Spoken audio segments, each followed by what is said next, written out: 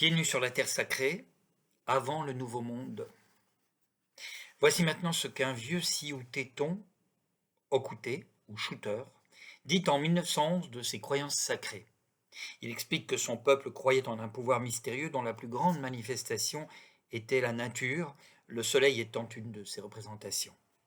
Redbird, membre de la même tribu, ajoute « Nous avons sacrifié au soleil et nos souhaits ont été exaucés. » Voici ses paroles. Toute créature vivante, toute planète tire sa vie du soleil. Si le soleil n'était pas, ce serait la nuit, et rien ne pousserait. La terre serait sans vie. Mais le soleil a besoin de l'aide de la terre. Si le soleil agissait seul sur les animaux et les plantes, la chaleur serait telle qu'ils mourraient. Mais les nuages apportent la pluie et l'action conjuguée du soleil et de la terre fournit l'humidité nécessaire à la vie. Les racines d'une plante s'enfoncent et plus elle s'enterre, plus elle trouve d'humidité. Ceci est en accord avec les lois de la nature et montre bien la sagesse de Wakan Tanka. Les plantes sont envoyées par Wakan Tanka et sortent de la terre à son commandement. La partie qui recevra le soleil et la pluie apparaît au-dessus du sol et les racines plongent pour trouver l'humidité qui les attend. Les plantes et les animaux sont instruits par Wakan Tanka sur ce qu'ils ont à faire. Wakan Tanka apprend aux oiseaux à faire leur nid, pourtant les nids de tous les oiseaux ne se ressemblent pas. Wakan Tanka leur donne seulement le contour. Certains font mieux leur nid que d'autres. De même, certains animaux se satisfont de demeures grossières alors que d'autres rendent confortable l'endroit dans lequel ils vivent. Certains animaux prennent un meilleur soin de leurs petits que d'autres. La forêt est le séjour de beaucoup d'oiseaux et d'autres animaux.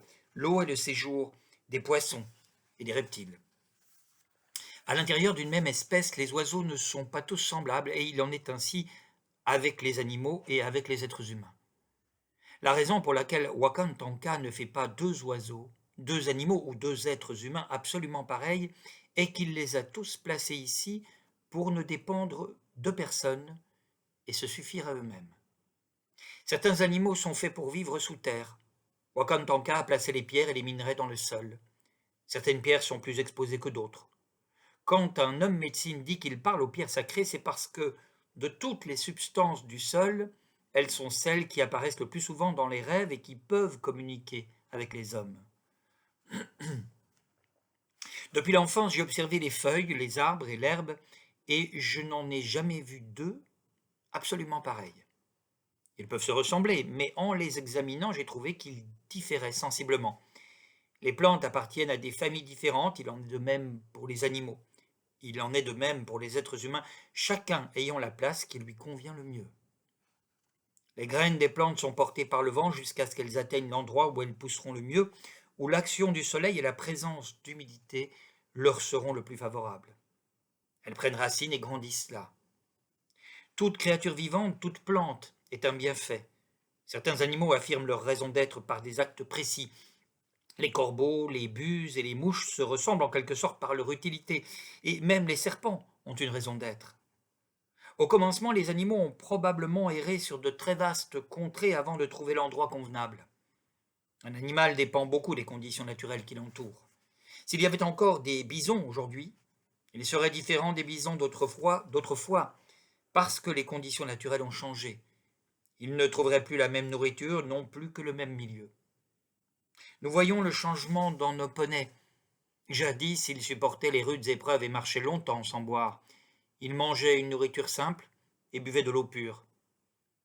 Nos chevaux doivent maintenant être nourris d'un mélange. Ils ont moins d'endurance et réclament des soins constants. Il en est de même avec les Indiens. Ils sont moins libres et s'offrent en proie facile à la maladie. Autrefois, ils étaient robustes et en bonne santé. Ils buvaient de l'eau pure et mangeaient la chair du bison qu'ils trouvaient partout. En ce temps-là, on le parque aujourd'hui comme du bétail. L'eau de la rivière Missouri n'est plus pure comme jadis, et nombreuses sont les criques où nous ne pouvons plus boire. Les désirs d'un homme doivent tendre vers l'authentique, non vers l'artificiel. Jadis, on ne fabriquait pas les couleurs en mélangeant des terres. Il n'existait que 3 couleurs tirées de la terre, le rouge, le blanc et le noir. On ne les trouvait que dans certains endroits. Lorsqu'il désirait d'autres couleurs, Les Indiens y mêlaient des sèves de plantes, mais ils constatèrent que ces couleurs mélangées se fanaient, et l'on pouvait toujours reconnaître un rouge véritable, le rouge fait d'argile brûlée.